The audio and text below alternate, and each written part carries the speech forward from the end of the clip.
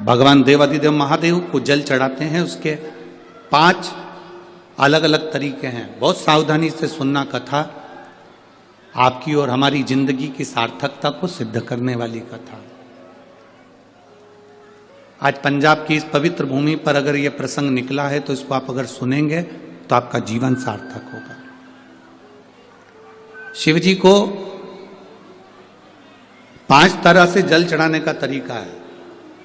जैसे पंचामृत होता है, दूध, दही, शहद, घी, शक्कर, ये सब पंचामृत के अंतर्गत आते हैं। उसी तरह शंकर जी को 5 तरह से जल चढ़ाने का क्रम वर्णित किया गया। अब उसको समझेंगे, बहुत सावधानी से समझिएगा। पहला, जल लेकर आए, सीधे डायरेक्ट शंकर भगवान के शिवलिंग पर चढ़ा दिया। यह प्रथम जल का चढ़ाने का तरीका। दूसरा, जहां से पानी बहकर जाता है, जहां से जल बहकर जा रहा है, उसके ठीक विपरीत जल उत्तर में जा रहा है, आप दक्षिण में खड़े होंगे और दक्षिण में खड़े होकर उत्तर की ओर मुख करेंगे और शिव जी को जल समर्पित करेंगे। ये रोग मुक्ति करने वाला है और हमारे रोग पर हमें विजय प्रदान करने वाला है। ये जल चढ़ाने का तरीका। एक, सीधे मंदिर में गए, लोटा भरकर जल उठाया, शिव जी को चढ़ा दिया। दूसरा, जल जहां से पानी बहता है, शिव जी का चढ़ा हुआ जल जहां से बहकर जाता है, उसके ठीक विपरीत में शिव जी का जल इधर जा रहा है तो तुम यहां खड़े हो, तुम यहां बैठो, यहां मत बैठना, यहां मत बैठना, इधर बैठो। अगर रोग का निवारण है तो यहां बैठकर। तीसरा, अशोक सुंदरी से जल चढ़ाते चढ़ाते शिवलिंग तक लेकर जाना और शंकर भगवान के शिवलिंग पर पूर्ण जल समर्पित करना। यह तीसरा तरीका। यह कार्य की सिद्धता के लिए। हम जब किसी से आस ना लगाकर परमात्मा से विनती करते हैं तो वो विनती करने का तरीका। तीसरा। चौथा, शिव जी पे चढ़ा हुआ जल 5 जगह पर समर्पित करना। गणेश जी, कार्तिकेय, अशोक सुंदरी, शिवलिंग और जलाधारी। ये चौथा क्रम है। जब जिस नारी का, जैसे एक पत्र है, देखिए,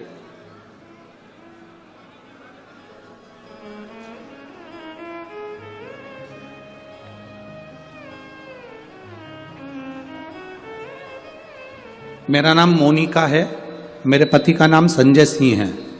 मैं दिल्ली स्वरूप नगर की निवासी हूँ। कहीं बैठी हो तो हाथ हिला सकती हैं। अगर कहीं बैठी हो तो हाथ हिला सकती हैं। मेरा नाम मोनिका है, मेरे पति का नाम संजय सिंह है। मैं दिल्ली स्वरूप नगर की निवासी हूँ। मेरा फोन नंबर ये है। कहीं बैठी हैं? अच्छा, सीढ़ी पर है। ठीक है, आप हाथ हिला दीजिए। श्री शिवाय नमस्तुभ्यम। ठीक है, कैमरे वालों को दिख गया है ना? ठीक है।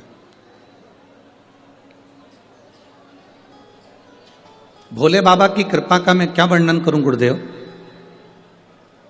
आप जो जल चढ़ाने का तरीका वर्णित करते हो, अगर उसको नियम से धारण करने वाला व्यक्ति होता है तो बाबा सुनता जरूर है। गुरुदेव, 2013 में मेरी शादी हुई, मुझे संतान का सुख नहीं हुआ। 10 साल हो गए, औलाद नहीं हुई। दिल्ली का एक हॉस्पिटल जिसको हम दिखा सकते थे, अच्छे से अच्छा डॉक्टर जिससे हम जांच करा सकते थे, उसके अनुसार हमारे को संतान का सुख नहीं था। आयुर्वेदिक डॉक्टर, अंग्रेजी दवाई, होम्योपैथिक सब कराई, IVF भी कराया तो भी संतान का सुख नहीं आया। आखिरी में डॉक्टर ने कह दिया, इधर उधर मत भटको, तुम्हें संतान नहीं होगी। जिसने जहां कहा हम वहां पर भी गए, गोदी भरवाई, झोली भरवाई, पर संतान नहीं है।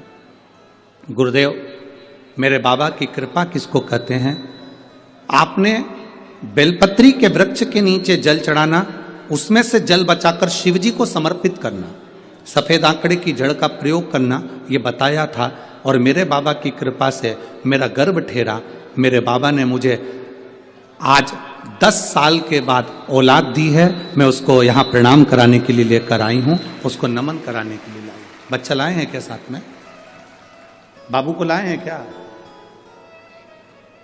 नहीं लाए? ठीक है, मैं प्रणाम करने के लिए लाई हूं। गुरुदेव, बाबा बाबा है। बैठिए बहन, शिव तत्व है। एक जल चढ़ाने का तरीका, शिव जी को हम जो जल चढ़ाते हैं उसका एक तरीका भी हमारी जिंदगी में अगर हमने उसको स्मरण में रख लिया तो हमारी कार्य की सिद्धता को सिद्ध कर देता है, हमें सफलता की ओर लेकर चले जाता है। सीधे जल चढ़ाना, दक्षिण में बैठकर उत्तर की ओर मुख कर कर जल चढ़ाना, अशोक सुंदरी से लेकर शिवलिंग तक जल चढ़ाना, 5 स्थान पर गणेश, कार्तिकेय, अशोक सुंदरी, जलाधारी, शिवलिंग पर जल चढ़ाना 5 स्थान पर, ये चौथे नंबर का। और 5वां जल समर्पित करना,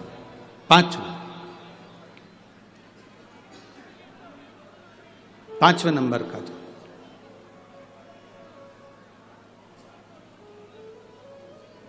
शिव जी को 5म नंबर का जो जल आता है, जो जलाधारी है, ऊपर जिसमें पानी भरा रहता है और नीचे एक एक बूंद टपकता रहता है, जलाधारी में जल समर्पित कर कर उसी जल को बचाकर अशोक सुंदरी वाली जगह पर थोड़ा सा चढ़ाकर उसी में से जल शिवलिंग पर जब हम समर्पित करते हैं तो हम जिस कार्य के लिए जा रहे हैं वो कार्य सफल होता है।